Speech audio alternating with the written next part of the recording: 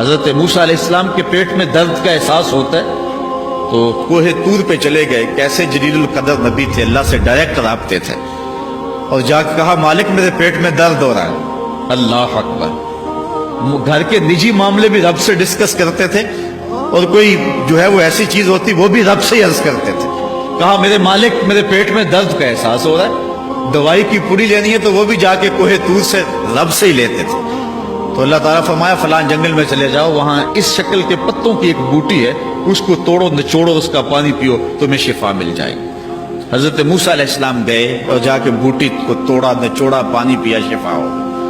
کچھ عرصہ بیتا, دوبارہ اسی طرح کا درد جاگا. اب نسخہ تو ذہن میں تھا, کوہ طور پہ نہ گئے, اس جنگل میں چلے گئے اور جا کے بوٹی کو توڑا, اس کے پتے نچوڑے, پانی نکالا, پیا, لیکن درد اور زیادہ بڑھ جاتا.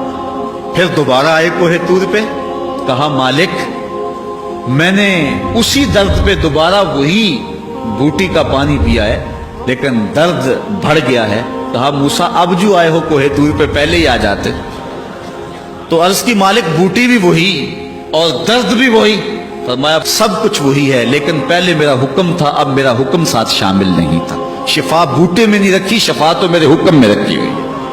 اس لیے ڈاکٹر کے پاس جاؤ, حکیم کے پاس جاؤ, لیکن شفا اللہ سے مانگو کہ شفا ہمیں دینے والا وہ ہے. وہ ایک وسیلہ ہے, ایک ظاہر